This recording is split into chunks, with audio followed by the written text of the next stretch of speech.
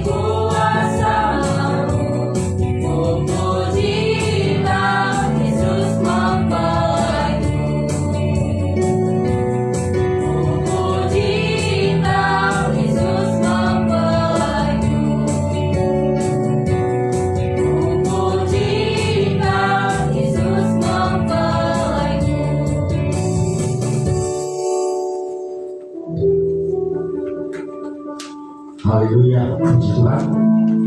Demikianlah kesaksian kaum muda remaja, bagaimana kasih Yesus dalam hidup mereka, mengampuni, melepaskan mereka dari maut. Demikian juga kita dikuatkan bahwa Yesus begitu mengasihi kita dan kasihnya sungguh sudah terbukti. Puji Tuhan, tiba saatnya kita akan berikan persembahan kita kepada Tuhan. Sebelum kita berikan persembahan kita datang kepada Tuhan, kita berdoa. Haleluya, haleluya. Segala puji dan syukur kami persembahkan bagimu, Bapa kami di dalam surga. Karena begitu besar kasih-Mu, Engkau sangat baik Tuhan. Kami sungguh merasakan penyertaan Tuhan yang ajaib. Engkau ada di tengah-tengah kami, menyediakan segala kebutuhan kami, melindungi menjaga kami, memelihara setiap kehidupan kami seperti biji mata-Mu. Terima kasih Tuhan, hingga hari ini kami boleh ada sebagaimana adanya, adalah anugerah Tuhan. Kami datang di tempat ini beribadah kepada-Mu Allah kami yang hidup, mempersembahkan puji-pujian kami. Semuanya boleh menyenangkan hati Tuhan, juga membawa persembahan-persembahan kami. Kau memberkati kami Tuhan, berlipat kali ganda. Terima kasih Bapa. Dalam nama Tuhan Yesus kami berdoa dan bersyukur, kami berikan persembahan kami. Haleluya. Amin. Tangkap pujian kita, tiada ragu lagi mengikut Yesus. Kita berikan persembahan kita.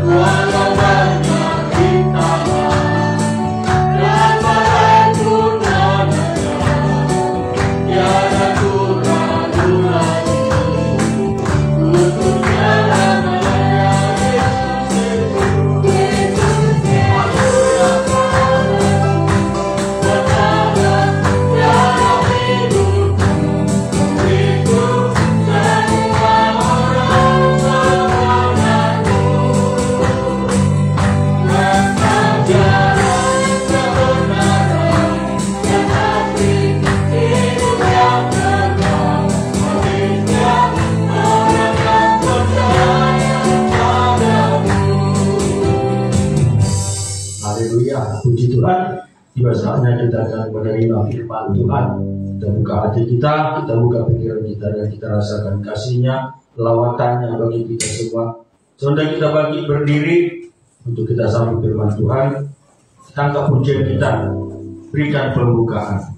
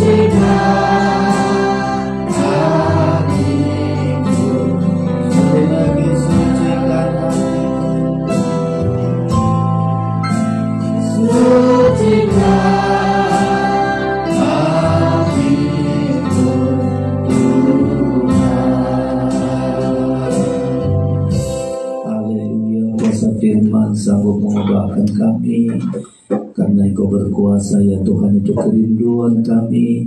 Kami terus menerus mengalami penyucian oleh firman-Mu, karena Engkau rindukan kami untuk menjadi mempelai-Mu ya Tuhan. Sungguh kami bersyukur Engkau selalu menuntun kami di jalan kemenangan ya Tuhan. Kami menang terhadap dosa, kami menang terhadap keduniawian sampai daging kami ini.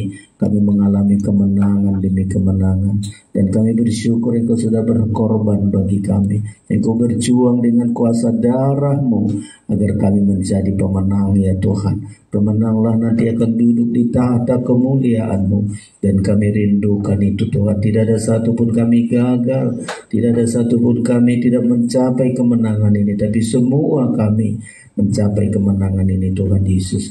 Kami bersyukur perjalanan iman kami dari hari demi hari Engkau tuntun kami, Engkau jagai kami, Engkau pelihara kami, Engkau lindungi kami, sehingga kami boleh ada pada siang hari ini untuk bersyukur kepadamu. Semua nyanyian penyembahan kami merupakan korban syukur kami, karena kami merasakan betapa hebat Engkau dalam melindungi, memelihara kami. Kami bersyukur kami akan menerima firman kehidupan, bahkan menerima perjamuan kudus untuk menguatkan kami, mempersiapkan diri kami ya Tuhan Yesus untuk menanti kedatangan-Mu, menjadi mempelai-Mu ya Tuhan Yesus. Kami bersyukur setiap telinga yang mendengar firman ini diberkatilah mereka, diubahlah mereka. Sama-sama kami dibentuk untuk menjadi mempelai-Mu.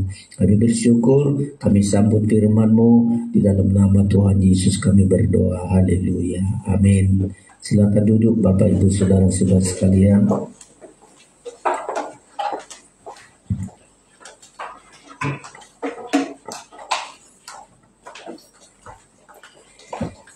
Haleluya, sungguh kita bersyukur kemurahan dan kasih Tuhan bagi kita pada kesempatan siang hari ini. Kita bisa hadir dalam ibadah ini sungguh karena pertolongan Tuhan, perlindungan Tuhan bagi kita. Sepanjang minggu Bapak Ibu Saudara-saudara melihat bagaimana Tuhan menuntun kita, sehingga kita pada siang hari ini datang dengan pujian penyembahan kita, datang untuk membawa hidup kita diberkati, diubah oleh Tuhan. Sebelum menyampaikan firman Allah, kami sampaikan salam sejahtera bagi kita semua. Salam. Ya, Tuhan memberkati kita saudara-saudara sekalian. Tema kita di beberapa hari yang lalu sungguh-sungguh selalu memberkati kita saudara-saudara, mulai dari jangan pernah lemah dan putus asa, karena pandangan kita ada kepada Tuhan. Tuhan memberikan kekuatan kepada kita saudara-saudara. Demikian juga tema berikutnya, kita selalu diberkati oleh Tuhan sehingga kita berhasil secara jasmani dan rohani. Ya, tidak diinginkan Tuhan seorang pun kita gagal, tapi menerima berkat, keberhasilan, baik keberhasilan jasmani dan rohani saudara-saudara. Bahkan tema kita hari PA kemarin ini akan saya lanjutkan, Kristus membawa kita di jalan kemenangannya. Ya, jadi Kristus membawa kita untuk selalu mengalami kemenangan demi kemenangan saudara-saudara. Dan ini kita yakini, kita percayai saudara-saudara, supaya kita juga selalu mengalami kemenangan. Ya, sudah saya sampaikan ini beberapa hari yang lalu saudara-saudara, karena perjalanan iman kita tidak hanya untuk berjalan di dunia ini, tapi arahnya sampai ke pesta nikah anak domba Allah, kerajaan 1000 tahun, sampai masuk Yerusalem baru yang Tuhan sediakan bagi kita. Dan hamba-hamba Tuhan ini menuliskan itu karena melihat perjalanan mereka saudara-saudara dituntun oleh Tuhan. Walau banyak pergumulan, banyak masalah, banyak tantangan, kesukaran di mana-mana saudara-saudara, tetapi karena mereka merasakan perjalanan mereka berjalan bersama dengan Tuhan, kemenangan-kemenangan itu, maka dituliskan itu kepada kita saudara-saudara. Mari kita baca pada siang hari ini 2 Korintus pasal yang kedua saudara-saudara.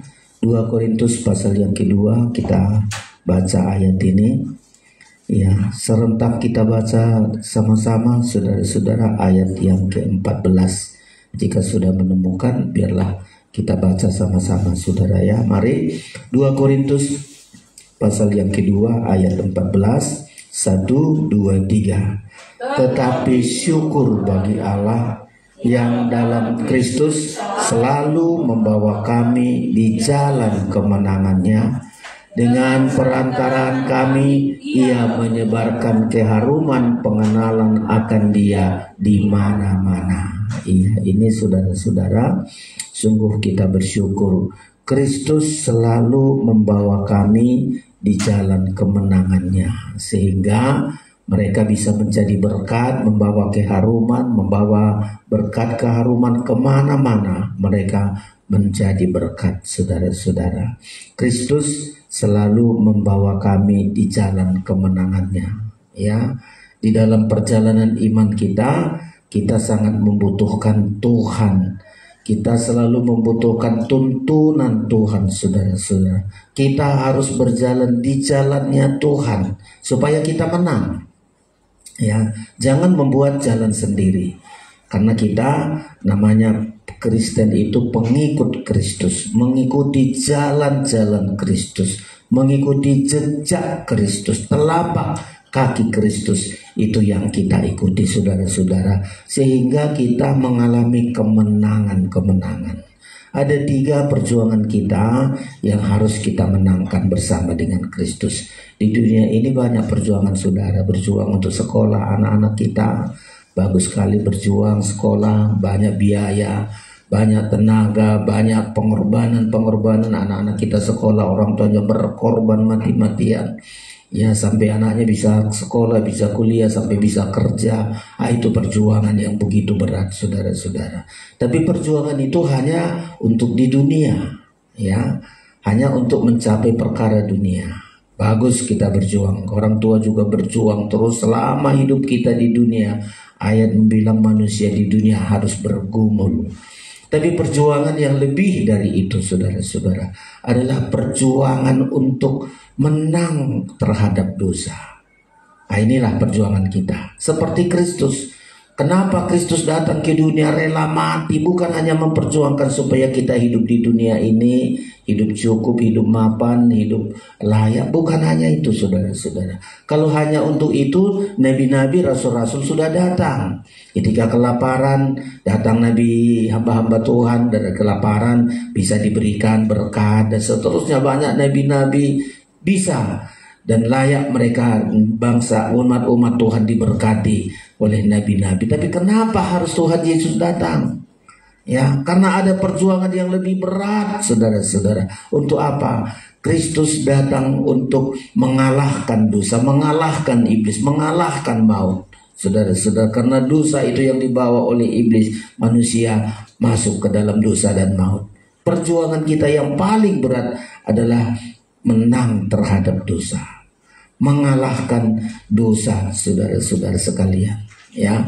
Dan tidak ada seorang nabi pun, seorang hamba Tuhan, seorang siapapun yang mampu menaklukkan ini. Tapi Kristus, Dia datang saudara-saudara sekalian supaya kita menang terhadap dosa ini, ya. Karena dosa ini begitu berat, membuat manusia sengsara, bukan hanya di dunia ini, sampai sengsara selama-lamanya di neraka saudara-saudara. Makanya 1 Korintus pasal yang ke-15, Kristus yang sudah mengalahkan maut. Silakan dibaca dulu Pak Mangunsong ayat yang ke-54. 1 Korintus 15 ayat 54. Demikian firman Tuhan. Iya. Dan sesudah yang dapat binasa ini mengenakan yang tidak dapat binasa. Iya. Dan yang dapat mati ini mengenakan yang tidak dapat mati. Terus. Maka akan kenapa firman Tuhan yang tertulis. Iya. Maut telah ditelan dalam kemenangan. Iya, maut. Ya, dosa yang membawa maut telah ditelan dalam kemenangan. Lanjut. Hai maut, di manakah kemenanganmu? Iya. Hai maut, di manakah sengatmu? Terus. Sengat maut ialah dosa. Iya. Dan kuasa dosa ialah hukum Taurat. Ayat 57. Tetapi syukur kepada Allah. Syukurlah kepada Allah yang telah memberikan kepada kita kemenangan oleh Yesus Kristus Tuhan kita. Iya, kita mendapat kemenangan dari dosa, dari iblis, dosa dan maut oleh karena kedatangan Kristus, oleh karena korban Kristus. Jadi mari saudara-saudara, pergumulan kita pertama adalah Tuhan membawa kita di jalan kemenangannya, yaitu menang terhadap dosa. Ya, menang terhadap iblis, menang terhadap maut. Ya, sehingga kita bisa hidup di dalam kebenaran. Nah, ini selalu saya ulang-ulangi ini. Ya, apa yang diimpikan Tuhan sampai dia rela mati karena dosa. Dia impikan kita menjadi orang benar. Dia harapkan kita, dia rindu kita menjadi senjata kebenaran. Kita hidup di dalam kebenaran. Itu perjuangan Tuhan begitu besar agar kita hidup di dalam kebenaran, saudara-saudara. Karena kerajaan Allah berbicara mengenai kebenaran, dan surga itu disebut namanya kota kebenaran. Kita harus hidup di dalam kebenaran. Ini perjuangan berat. Banyak gereja-gereja tidak lagi terlalu penting berbicara tentang kebenaran. Ya, banyak kali gereja hanya berbicara tentang berkat tapi lupa tentang kebenaran. Berkat tanpa kebenaran itu hanya menyusahkan manusia. Karena iblis juga memberkati tapi tidak dalam kebenaran. Iblis menawarkan berkat, menawarkan kesenangan dunia, tapi tidak di dalam kebenaran. Ini akan menyusahkan pada akhirnya, saudara-saudara. Tapi ketika Kristus datang, kita dibawa ke dalam jalannya. Dia memikul dosa kita, dia pikul dosa kita. Dia impikan kita menjadi anak-anak kebenaran. Dia rindukan kita untuk hidup di dalam kebenaran. Karena orang benar itu, ayat membilang, selalu mendapat berkat dari Tuhan yang tidak habis-habisnya. Berkat selama-lamanya, bukan hanya berkat di dunia sampai ke generasi-generasi, sampai kepada kekekalan berkat itu. Rahasianya, berkat yang kita terima adalah berkat dalam kebenaran. Saya ulang-ulang ini, saya ulang-ulang selalu. Kiranya saudara berkat saudara karena kebenaran. Dunia sudah mengajari kita, kalau kau benar-benar saja, benar kau berusaha, mana untungmu. Kalau benar-benar saja kau di sekolah, gimana kau bisa berhasil? Tengok orang luar. Ya, tidak peduli lagi tentang kebenaran. Yang penting untung, yang penting senang, yang penting bahagia. Nggak peduli kebenaran. Itu orang di luar. Tapi kita di dalam Kristus. Karena Kristus sudah mati, dia impikan, dia rindukan, dia rencanakan kita hidup di dalam kebenaran. Jangan takut kita untuk hidup dalam kebenaran. Apalagi di zaman kita sekarang. Semua orang sudah sulit, langka untuk mendapat orang benar. Susah mendapat orang benar. Mulai perkataannya enggak benar, tindakannya enggak benar, usahanya enggak benar. Di mana-mana sekarang sulit mencari kebenaran. Tapi ayat membilang, Kristus membawa kami di jalan kemenangannya, supaya kita bisa hidup di dalam kebenaran, saudara-saudara. Mari kita hidup di dalam kebenaran. Ya, kalau manusia tidak hidup dalam kebenaran, Adam dan Hawa tidak peduli dengan kebenaran. Tuhan katakan kepadanya, kalau engkau makan satu saja, enggak boleh kau makan. Kalau kau makan itu, kau akan mati. Tapi diputar oleh iblis. Enggak benar itu. Yang dikatakan Tuhan itu enggak benar. Kalau kau makan buah yang dilarang Tuhan itu, kau akan melihat Allah, kau akan, hidupmu akan baik. Kau akan seperti Allah. Jadi kebenaran itu diputar balikan oleh iblis, sehingga manusia tidak lagi hidup dalam kebenaran. Banyak buah-buah pohon di Taman Eden itu, tapi dia coba tidak hidup di dalam kebenaran. Mulai saat itu, Adam kehilangan damai sejahtera. Adam kehilangan berkat. Ya, terkutuklah bumi. Kata Tuhan, engkau harus berpeluh. Ya, engkau harus diusir dari Taman Eden itu karena enggak hidup dalam kebenaran, saudara-saudara. Dan sampai kedatangan Tuhan Yesus. Kenapa harus Yesus datang?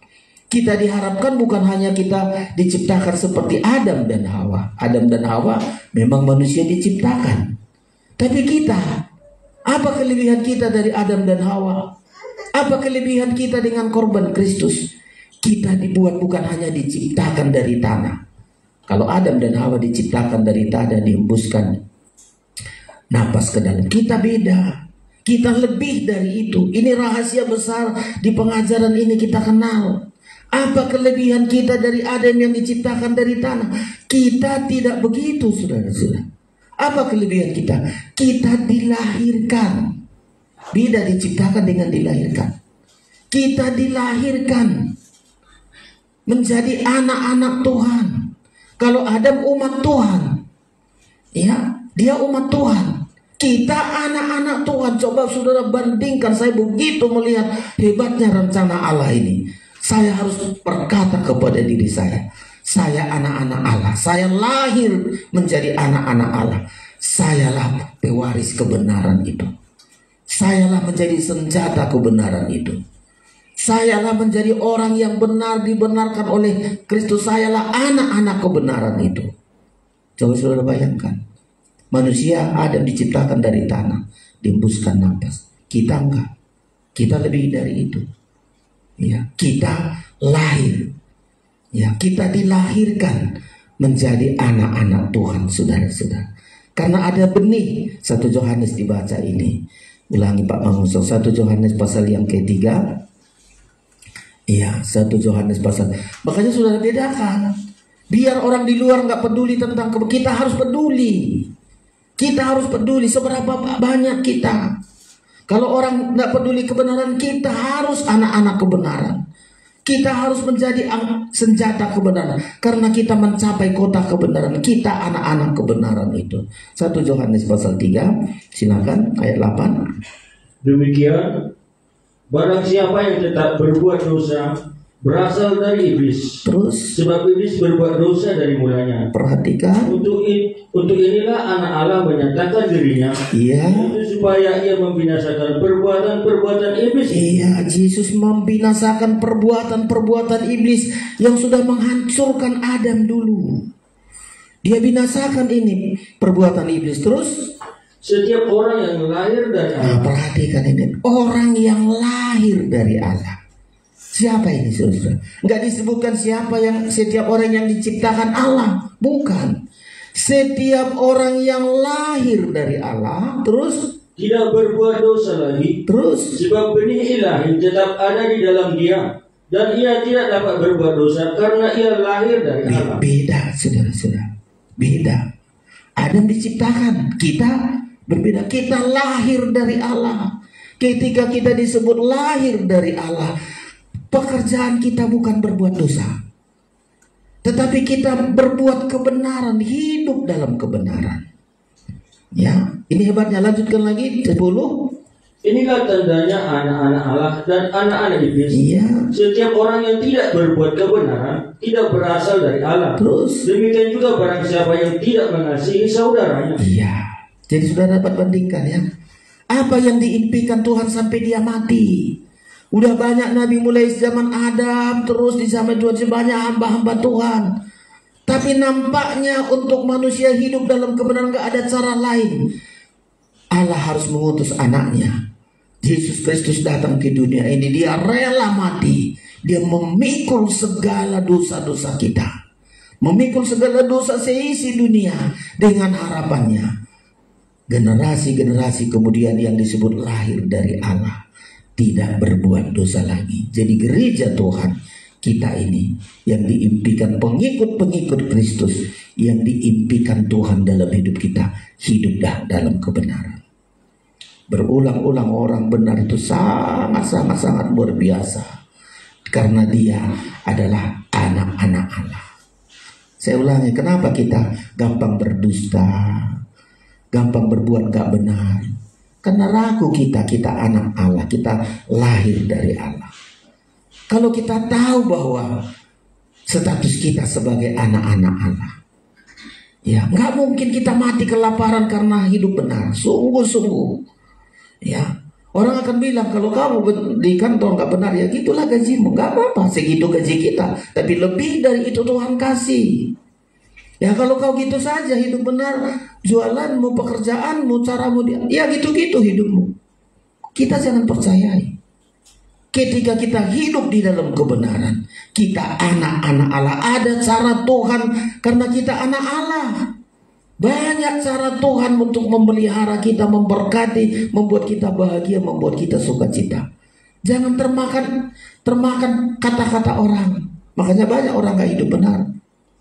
Bahkan kami hamba Tuhan banyak juga gak hidup benar. Udahlah, yang penting gimana dapat ini, gimana dapat itu.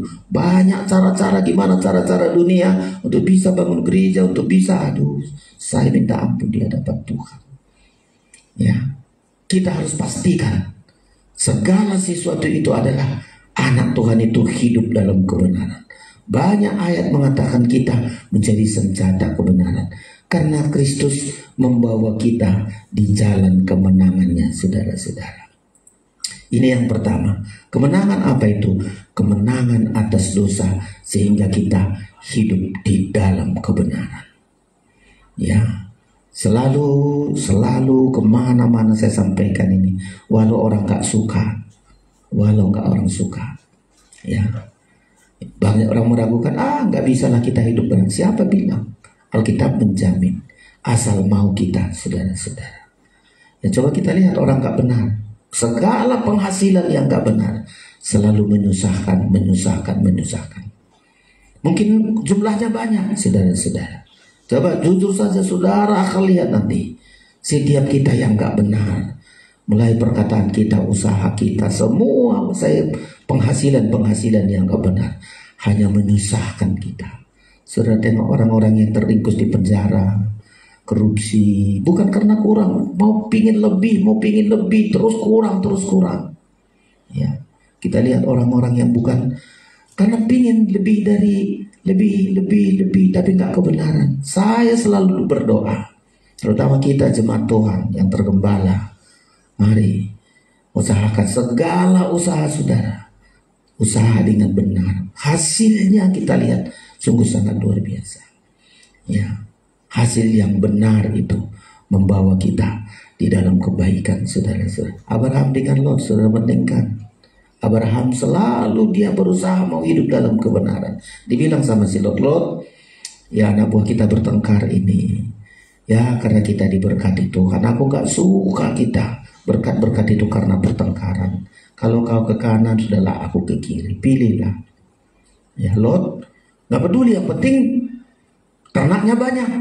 Mau gimana cara anak buahnya gak peduli, berantem pun gak masalah, yang penting banyak ternaknya. Abraham enggak. Semua berkat-berkat itu harus yang benar. Itu dari awal terus begitu. Tapi perhatikan, kita lihat pisah Lot. Ya, udah belajar dari usaha yang gak benar. Ya, dari usaha yang gak benar. Mula-mula jadi Sodom Gomora. Ya gak peduli mana kebenaran, saudara-saudara. Berkemah di pinggir Sodom Gomora. Kenalan sama istrinya di Sodom Gomora, menikah. Saudara-saudara, anak-anaknya gak beres. Ya, anak-anaknya gak diajar tentang kebenaran. Yang penting senang daging, yang penting mendapatkan impian, mendapatkan sesuatu. Gak benar, saudara-saudara. Ya, dan orang yang penghasilan yang gak benar sulit untuk dikorbankan untuk Tuhan. Saya melihat itu, saudara-saudara. Ya, Abraham selalu benar dan selalu rindu segala berkat itu untuk Tuhan, untuk dipersembahkan. Coba kalau berkatnya nggak benar, sulit untuk dikorbankan. Berat rasanya untuk berkorban untuk pekerjaan Tuhan. Saudara bisa lihat ciri-ciri itu. Ya, kalau penghasilan kita nggak benar untuk berkorban untuk Tuhan, sangat kikir, sangat sulit. Tapi kalau untuk berkorban bukan untuk Tuhan, untuk yang lain, bisa, saudara. Itu ciri salah satu berkatnya bukan dari Tuhan. Kalau berkatnya dari iblis, pasti arahnya kepada iblis. Ya. Tapi kalau berkatnya dari Tuhan, pasti ujung-ujungnya untuk Tuhan. Saudara bisa lihat itu. Sekarang ini bisa kita lihat, oh iya ya. Kenapa sih sulit berkorban? Kenapa kalau untuk yang lain suka? Oh, berkatnya bukan dari Tuhan. Walau dipaksa, walau disuruh apa saja, berat rasanya untuk memberi untuk Tuhan, karena bukan berkatnya dari Tuhan. Makanya saudara cek, saudara periksa. Ya, kalau berkat dari Tuhan, dah hitung-hitung. Coba Abraham, berkat dari Tuhan. Anaknya pun di masa tua baru dapat. Itu pun tidak rugi rasanya untuk diberkatkan. Anaknya yang sudah dinanti Tuhan katakan persembahkan itu, karena dia tahu itu dari Tuhan. Makanya dia bilang kalaupun itu dipersembahkan pasti ada dari Tuhan, pasti ada Tuhan. Semua berkat kalau kita lihat itu dari Tuhan.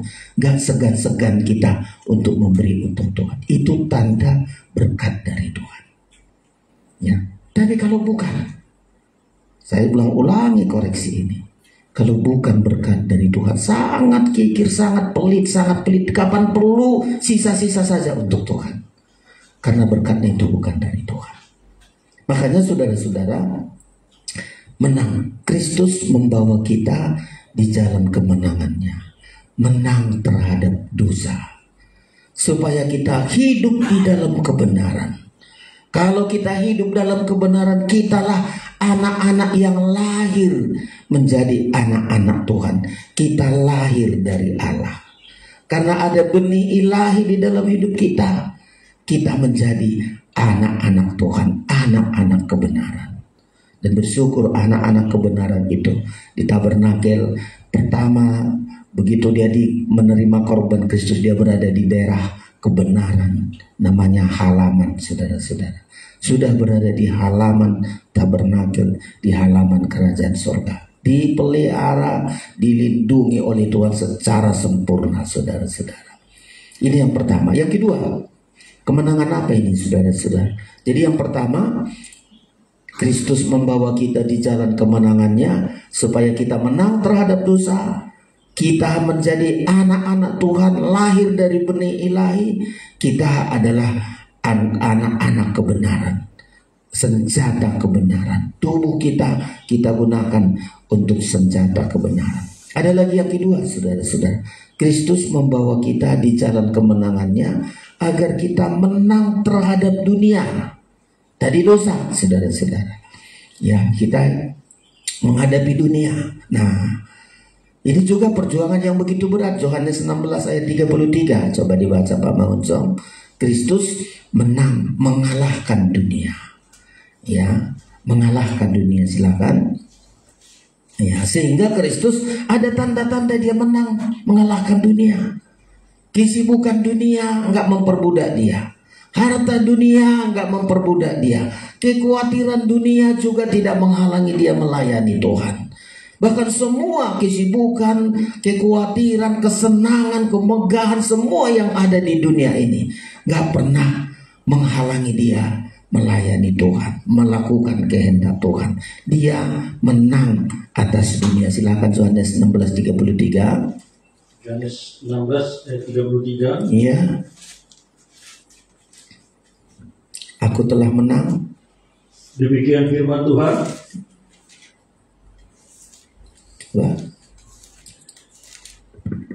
Silakan. Semuanya ini kukatakan kepadamu, Iya. supaya kamu beroleh damai sejahtera dalam aku. Terus dalam dunia kamu menderita penganiayaan, tetapi kuatkanlah hatimu. Iya. Aku telah mengalahkan dunia. Aku telah mengalahkan dunia. Coba. Ya. Kristus telah mengalahkan dunia. Apa buktinya dia mengalahkan dunia? Pagi-pagi benar dia berdoa. Kita sulit doa pagi. Ya. Setiap ada waktu tidak terhalang dia untuk melayani. Ya, kemiskinannya enggak membuat dia terhalang melayani. Ya. Bahkan dia terus gunakan hidupnya untuk melayani, untuk beribadah kepada Tuhan. Itu menang terhadap dunia, saudara-saudara. Sama kita juga. Jadi ketika Kristus membawa kita di jalan kemenangannya, jangan kita diperbudak oleh dunia. Tadi diperbudak dosa berat sekali.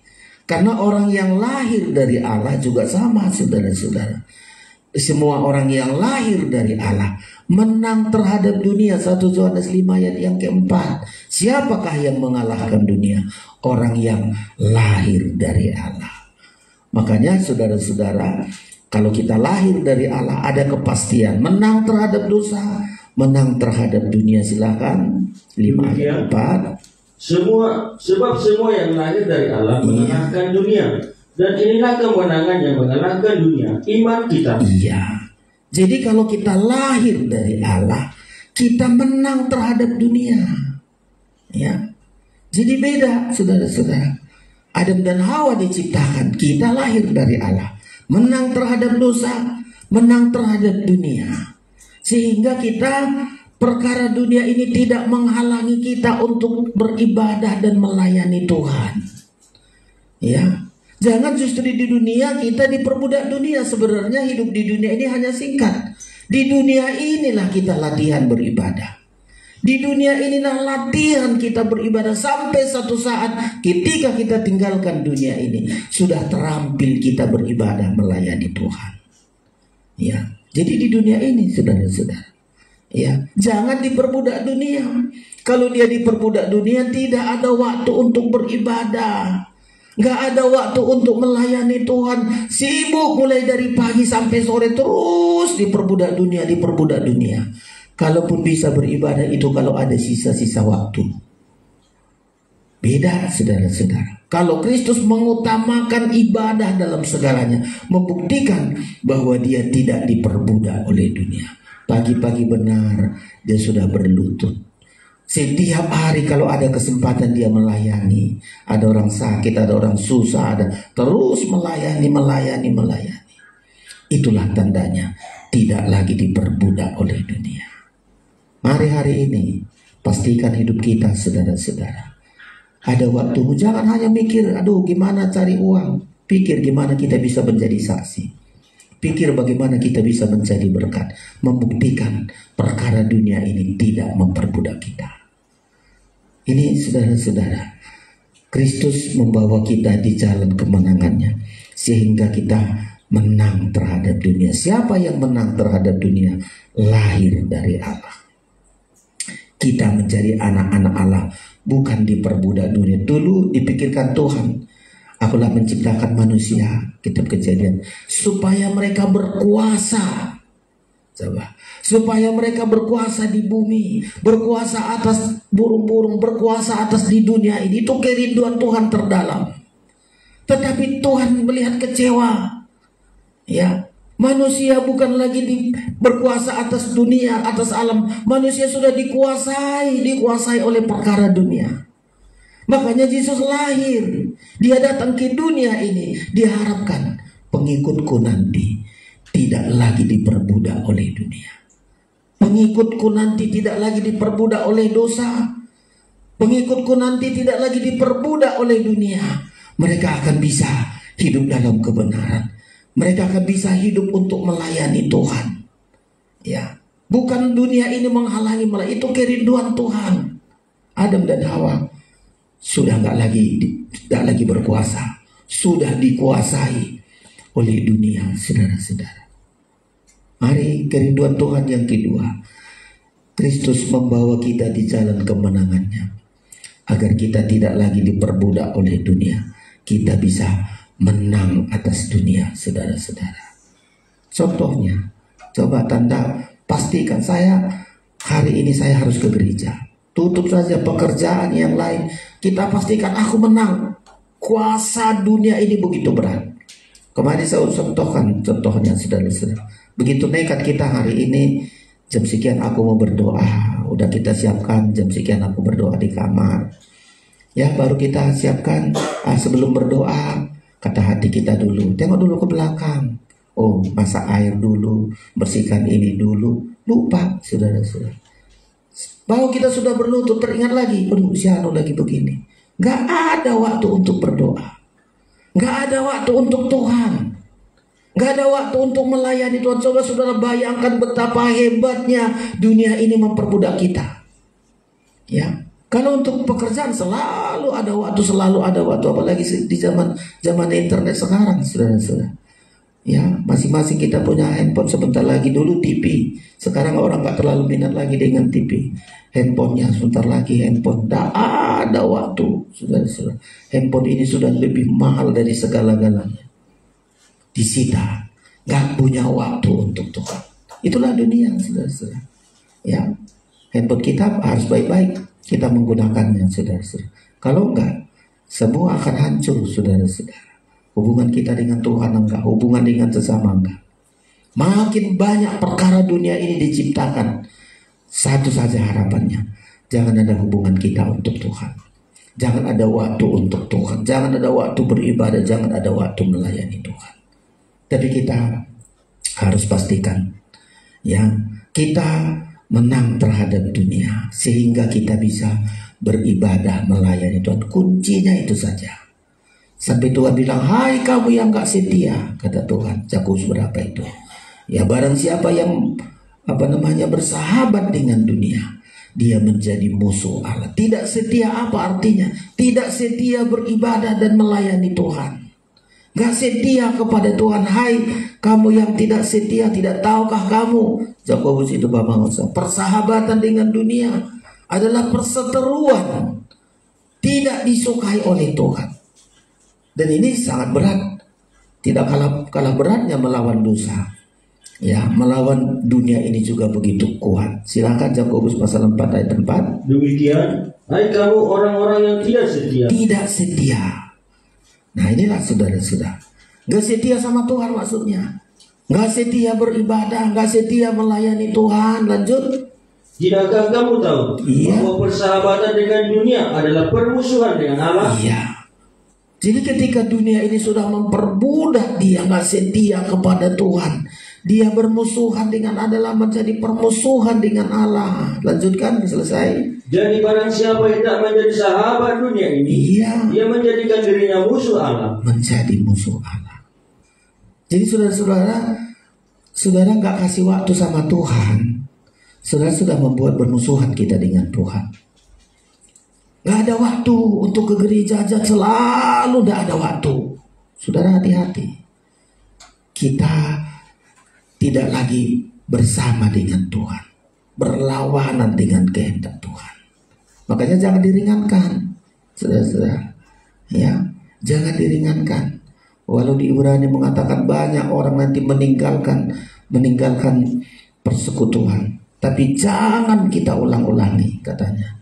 Di akhir zaman banyak orang meninggal, tapi kita menjelang kedatangan Tuhan harus semakin rajin. Saudara-saudara, Ibrani berapa itu? Ibrani 10, sedikit lagi tentang mengalahkan dunia. Coba Ibrani, saudara-saudara. Karena dari dulu iblis paling gak senang beribadah. 2 senjata iblis paling hebat: masukkan dosa, yang kedua halang-halangi beribadah. Itu pekerjaan iblis paling hebat, saudara. Halangi beribadah, halang dari zaman ke zaman. Penghalang beribadah itu begitu hebat. Coba Ibrani 10, silakan. Demikian Ibrani 10 ayat 25. Iya. Janganlah kita menjauhkan diri dari pertemuan-pertemuan ibadah kita, seperti dibiasakan oleh beberapa orang. Perhatikan. Tetapi marilah kita saling menasihati dan semakin giat melakukannya. Seharusnya makin giat beribadah melayani Tuhan menjelang kedatangan Tuhan yang sudah semakin dekat. Karena kalau tidak giat dalam ibadah akan 26.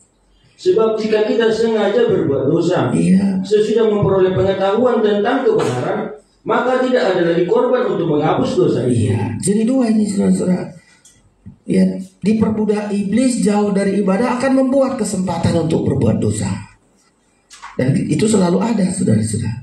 Kalau waktu kita nggak kita gunakan beribadah, pasti kita gunakan untuk berbuat dosa. Dan memang begitu cara iblis.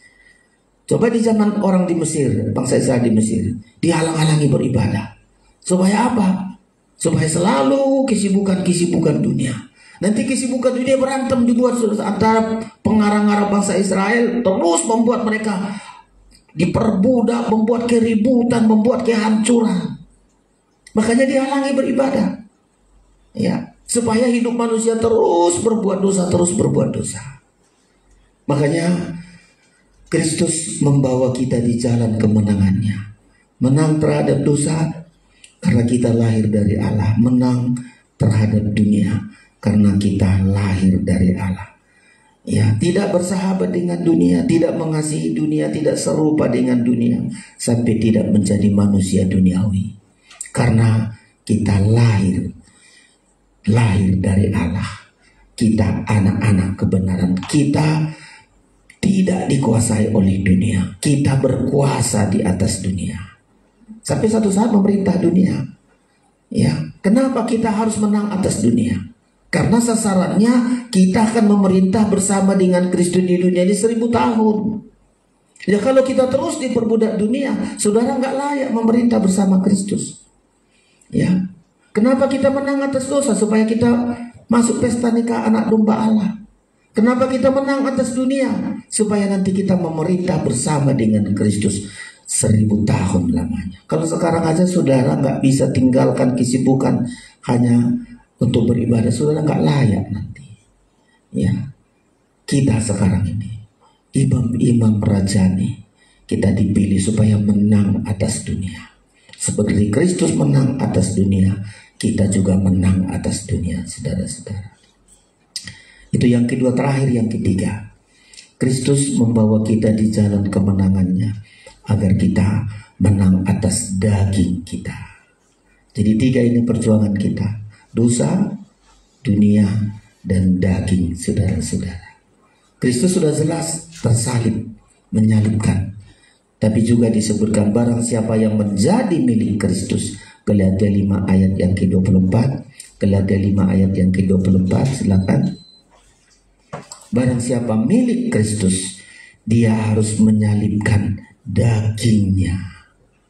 Ya, silakan. Demikian, barang siapa menjadi milik Kristus Yesus, ia telah menyalibkan daging dengan segala hawa nafsu dan keinginannya. Iya. Jadi kita, perjuangan terakhir adalah kita menang bersama dengan Kristus, menang terhadap daging kita. Ya, apa yang ada di daging kita? Pikiran dan perasaan. Ya, di daging kita ini main pikiran, main perasaan. Itulah di daging kita ini. Pikiran kita yang seharusnya nggak mikir yang aneh-aneh, di daging kita lah mikir terus. Ya, perasaan daging kita ini kadang gampang tersinggung, gampang emosi, gampang marah. Orang melangkah aja di samping kita, salah langsung perasaan kita, langsung rusak pikiran kita. Orang gak menyapa kita aja langsung, ada apa ini, langsung pikiran kita. Itulah daging, saudara-saudara. Nah, ketika nggak kita salibkan itu, itulah yang membuat banyak kali masalah, pertengkaran, perkelahian. Begitu hebat daging kita ini. Orang selalu bilang musuh yang paling terbesar dalam diri kita adalah daging kita. Kalau sudah kita menang terhadap daging, kita bisa menang dari segala perkara apapun. Daging kita. Ya. Apa? Kenapa disebut menyalibkan daging? Menyalibkan pikiran kita, saudara-saudara. Enggak harus kita buat salib lalu kita disalib, dipakukan orang kita di situ. Bukan itu maksudnya. Apa maksudnya kita menyalibkan daging? Mulai dari pikiran kita ini banyak kita salibkan. Pikiran kita, saudara-saudara. Perasaan kita harus kita salibkan. Perasaan-perasaan, merasa aduh gampang kali, saudara-saudara. Pikiran, ya. Saya dulu masih jadi pengerja, sekali datang bilang, "Om sombong kali," katanya. Masih di zaman saya papasan naik sepeda motor, tidak saya klekson, padahal dia klekson trek, saya nggak lihat. Lalu dia bilang, "Om sombong kali." Ya, banyak yang lain lagi, perasaan-perasaan. Ya, perasaan ada hubungan saya dengan dia. Ya, perasaan-perasaan daging, saudara-saudara. Ya, bahkan mengadu domba. Ya, ini terus sudah hebat kali ini pikiran dan perasaan kita.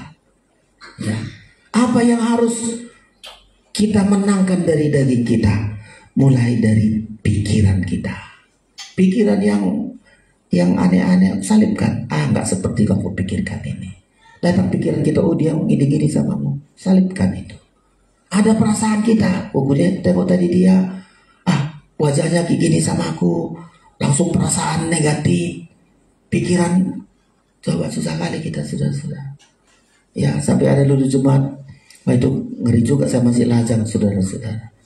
Ya, khotbah saya tentang tentang domba dengan apa lagi biasanya, dengan kambing. Langsung pulang, saudara-saudara. Wah, sampai kasihan juga, saudara-saudara. Dia pernah belikan gitar, ditarik gitar itu. "Oh, bilang aku kambing, gitar itu minta sini." Ya, ambillah, aku bilang, saudara-saudara. Ya, itu masih lajang saya, saudara-saudara. Nggak mungkin saya nggak khotbah tentang firman itu. Tapi kalau dia merasakan, beda, saudara-saudara. Wah, dia tarik semua. Ya udah, silakan, saya bilang. Saya nggak mau terlalu dalil ini, saudara-saudara. Ya, Banyak sekali. Main pikiran, perasaan, daging kita ini, saudara-saudara. Padahal nggak seperti begitu. Ya. Jadi apa yang kita selipkan, barang siapa yang menjadi milik Kristus, salibkanlah pikiran kita. Ya, Filipi berkata, saudara-saudara sekalian, kita memiliki pikiran, hendaklah kamu memiliki pikiran dan perasaan yang ada kepada Kristus. Supaya kita menang terhadap daging kita ini. Coba Filipi Pak Mangunso. Ya, pikiran kita ini aneh-aneh, saudara-saudara. Ya, gampang pikiran kita terbawa arus. Ya, ini daging kita, main pikiran, saudara-saudara. Filipi, silakan. Filipi pasal yang kedua. Demikian, Filipi 2 ayat 5. Iya. Hendaklah kamu dalam hidupmu bersama menaruh pikiran dan perasaan yang terdapat juga dalam Kristus Yesus. Menyalibkan daging itu artinya salibkan pikiran kita supaya pikiran kita seperti Kristus. Ya, orang bilang, Kristus anak tukang kayu. Ya nggak apa-apa, nggak tersinggung, saudara-saudara. Oh, Kristus kerasukan. Ya terserah mau ngomong apa, kau urusanmu. Ya, coba Kristus itu, saudara lihat, dia menyembuhkan orang. Oh, dibawa, dilaporkan, kamu menyembuhkan ini hari Sabat, laporkan sana sini. Pikirannya, pikiran Kristus. Coba kalau pikiran kita nggak kita salibkan, ada apa kamu? Ada apa kamu? Nggak menang kita, saudara-saudara. Hendaklah kamu memiliki pikiran dan perasaan Kristus. Coba perasaan Kristus sangat hebat kali, saudara-saudara. Dia tukang kayu, dia ini, kulihatnya saudaranya, ku kenalnya saudaranya, nggak mungkin. Aduh, saudara-saudara. Tapi karena Kristus menyalibkan pikiran dan perasaannya, apapun kata orang silahkan, kata-katamu nanti kau tanggung jawabkan. Gimana sikap orang? Kadang-kadang kan perasaan kita berat masalah sikap orang, saudara-saudara. Sikap orang sama kita gampang tersinggung kita. Ya, saudara-saudara sekalian. Saya aja dulu di persekutuan ada teman kami, itu hebat KTP, sekarang sudah baik. Asal menyalam kami, nggak pernah ditengok tangannya ke belakang, saudara-saudara. Ya, kalau nanti salaman kami dilewatkan. Coba hebat kali. Tapi kita nggak main perasaannya, sudahlah. Kalau nggak kesalam kamu nggak apa-apa, nggak rugi apa-apa, aku nggak untung apa-apa. Kau salam pun aku tak rugi tak untung. Ya udahlah, kalau nggak salam nggak apa-apa. Gampang kali. Pikiran perasaan kita harus kita salibkan. Ya, ada lagi, kalau saya berbicara ini, tapi banyak kali kita salibkan daging kita. Gak usah berpikir terlalu aneh-aneh, gak usah berpikir terlalu perasaan-perasaan kita apa-apa. Salibkan saja, salibkan, saudara. Karena itu tanda milik Kristus. Ini jadi mempelai Kristus. Kalau kita nggak bisa menyalibkan daging kita, nggak layak kita jadi mempelai Kristus. Mempelai Kristus bukan mempelai daging, saudara-saudara, yang gampang tersinggung. Ya, wah ini berat kali ini, saudara-saudara. Ya, daging ini gampang tersinggung, gampang emosi. Ini harus kita salibkan. Dan emosi kita nggak menyelesaikan, saudara. Coba kalau kita emosi, nggak ada, bahkan membuat amarah kita nggak mengerjakan sesuatu, kata Alkitab. Yohanes berapa itu? Nggak pernah kalau emosi kita langsung kita menang. Enggak, saudara-saudara. Makanya Kristus di dunia nggak pernah emosi. Dia apapun kata orang, dibilang dia kerasukan, dibilang dia dibilang kuasanya dari Beelzebul menyembuhkan, banyak sekali, saudara-saudara. Tapi hendaklah kamu hidup bersama menaruh pikiran dan perasaan Kristus. Ya, kita pilih ini, saudara-saudara, perasaan Kristus. Ya, kalau dihina orang ya nggak apa-apa lah, saya dihina. Nggak seperti katamu itu aku hina. Biasa, saudara-saudara. Karena dihina orang kita bukan berarti kita hina, enggak seperti kata orang itu kita. Ya, diejek orang kita, biarin saja, urusan dia itu gampang kali, susah. Itulah menyalibkan daging. Itulah menyalibkan daging. Gak usah gampang perasaan kita, aduh gimana ini gimana. Gak usah, salibkan itu. Jadi Kristus membawa kita di dalam kemenangannya, yaitu menang terhadap daging. Pikiran kita harus kita salibkan. Perasaan kita harus kita salibkan, saudara-saudara. Ya, sampai satu saat ini mesti 3 ini, saudara-saudara sekalian. Iya, yang kita pikirkan nanti. Inilah kalau kita bisa menyalipkan pikiran dan perasaan kita. Kalau enggak kita salibkan pikiran dan perasaan kita, ujung-ujungnya nanti perbuatan daging, saudara-saudara. Pasti nanti perbuatan daging. Kalau pikiran perasaan kita enggak kita salibkan, saudara-saudara sekalian, ya. Coba sedikit lagi. Kenapa harus pikiran dan perasaan kita salibkan? Agar kita bisa berbuat kasih. Coba Galatia ini, karena di Galatia ini begitu. Sedikit lagi, saudara-saudara, ya. Galatia pasal yang ke-5. Ya. Kenapa harus pikiran dan perasaan kita salibkan? Supaya kita bisa hidup di dalam kasih, bisa berbuat kasih, saudara-saudara, ya. Galatia pasal yang ke-5, silakan ayat 22. Demikian, tetapi buah roh ialah kasih, sukacita, damai sejahtera, kesabaran, kemurahan, kebaikan, kesetiaan, kelemah lembutan, penguasaan diri. Tidak ada hukum yang menentang hal-hal itu. Ya, sudah perhatikan ini. Kenapa kita harus salibkan daging kita? Pikiran dan perasaan kita harus kita salibkan sehingga kita bisa memiliki kasih. Nggak benci. Biar dibenci orang kita karena sudah kita salibkan pikiran dan perasaan kita. Udahlah, ampuni saja dia. Ya, kita bisa berbuat kasih, tetap sukacita karena pikiran dan perasaan kita sudah kita salibkan. Ya, tetap sukacita, tetap damai sejahtera, sabar, murah hati, kebaikan, kelemah lembutan sampai penguasaan diri. Inilah hasilnya, saudara-saudara. Ya, jadi kenapa kita harus menyalibkan daging kita, pikiran dan perasaan kita salibkan supaya kita bisa berbuat kasih.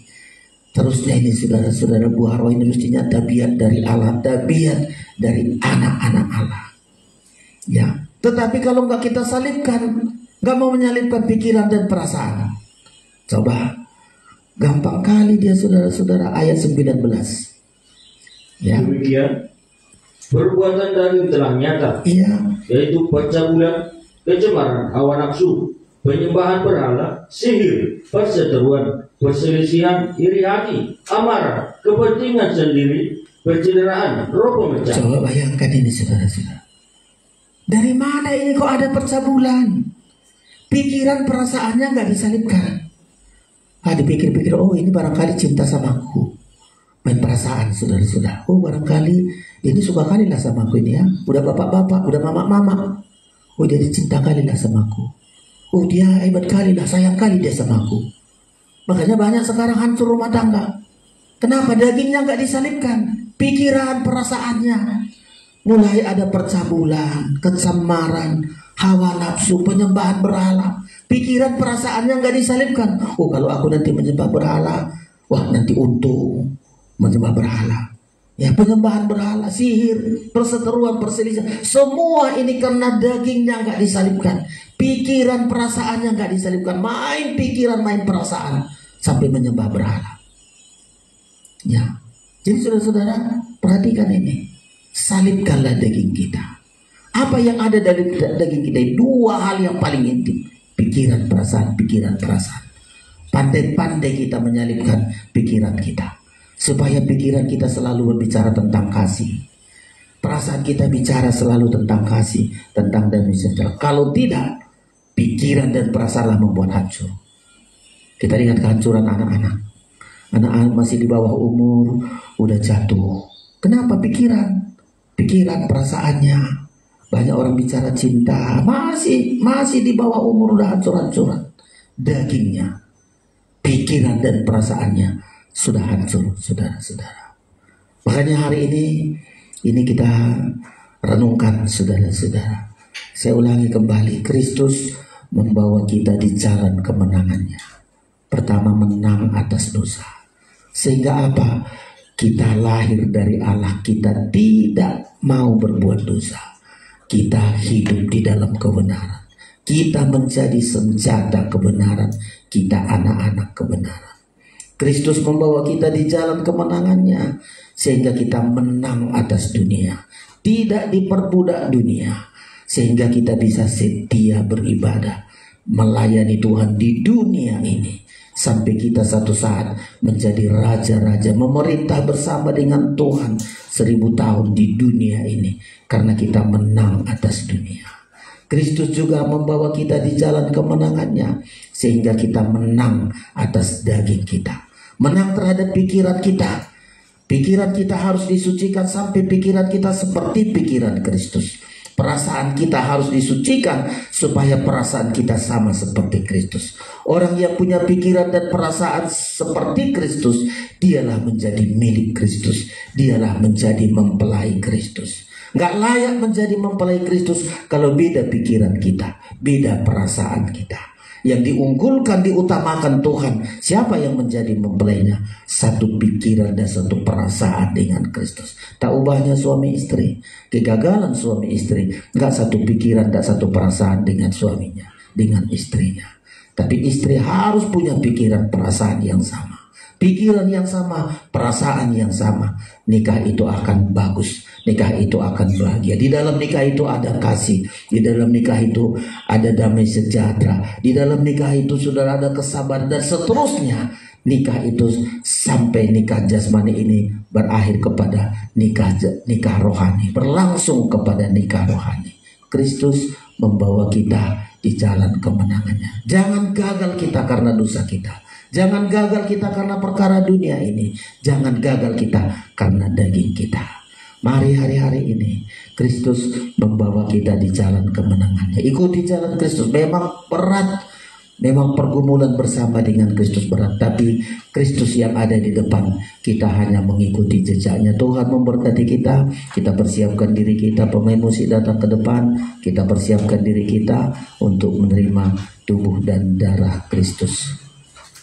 Pemain musik, silahkan datang ke depan. Terima kasih Tuhan untuk korbanmu. Pesalo kita naikkan pujian ini, pengorbanan Kristus, sehingga kita lahir menjadi anak-anak Allah. Lahir menjadi anak-anak Allah, lebih dari manusia yang diciptakan. Tapi kita dilahirkan karena punya benih ilahi. Tuhan memberkati kita. Pesalo, terima kasih Tuhan untuk korbanmu. 129 dari Pesalo. Kita persiapkan diri kita menerima tubuh dan darah Kristus. Semua bangkit berdiri.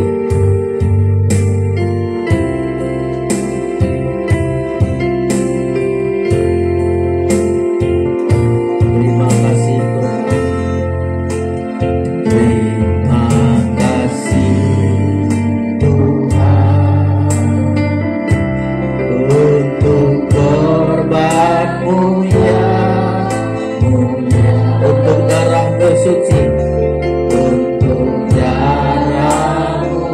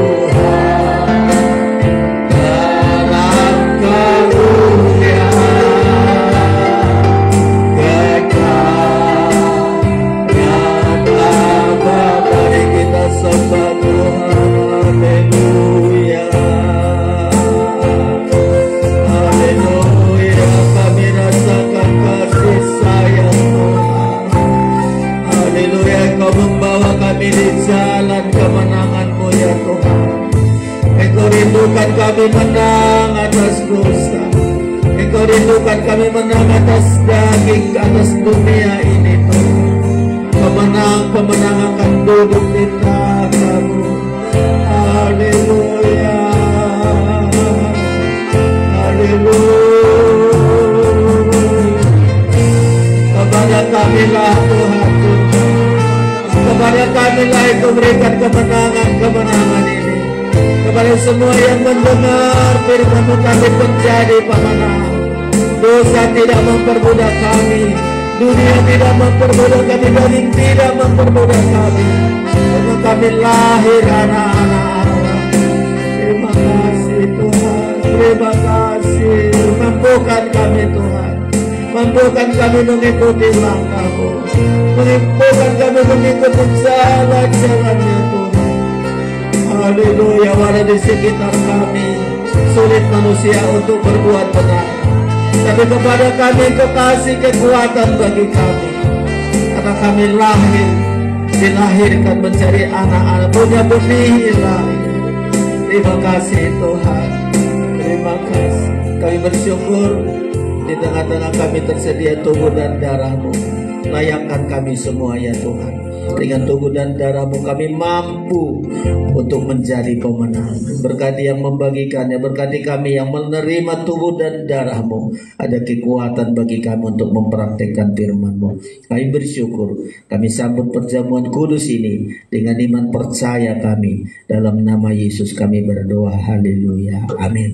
Silakan duduk, kita terima perjamuan kudus.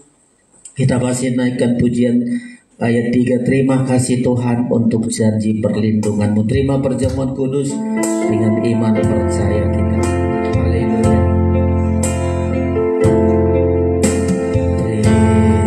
Terima kasih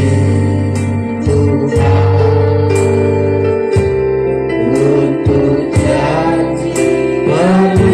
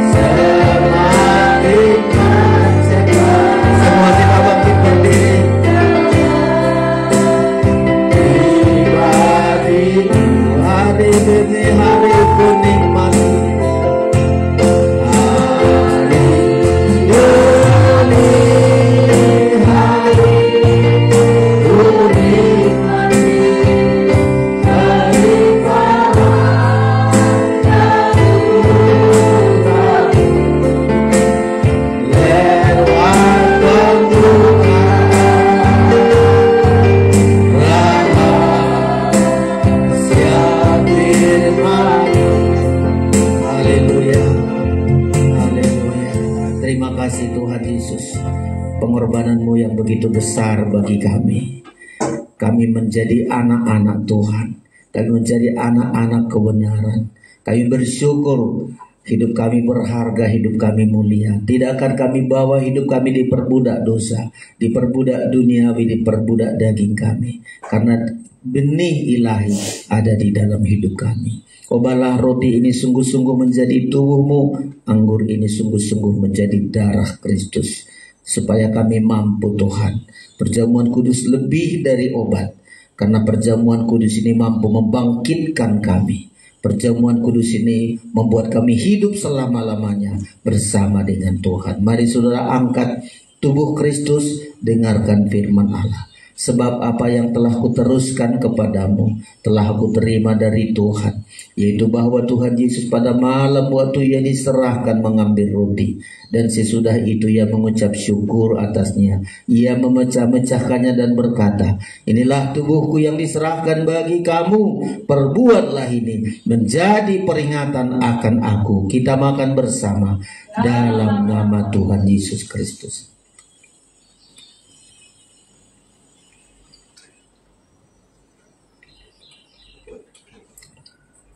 Haleluya.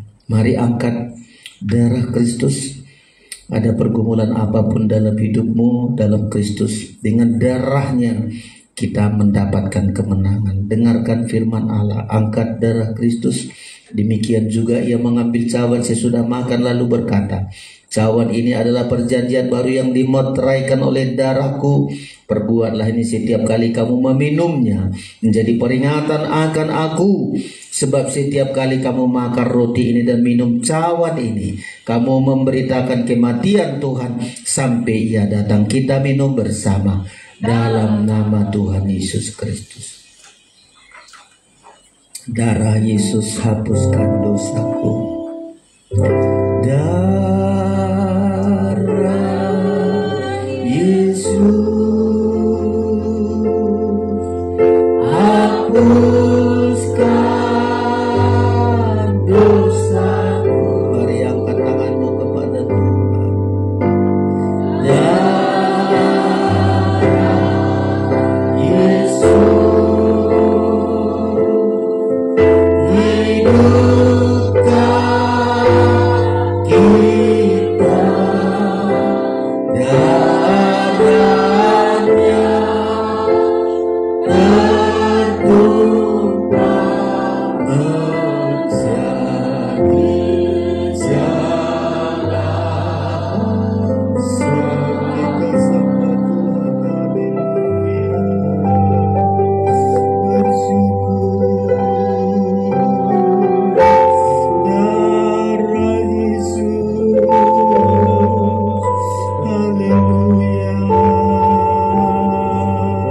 Kami menyembah, kami memuji Engkau. Darah yang mahal sudah menebus kami.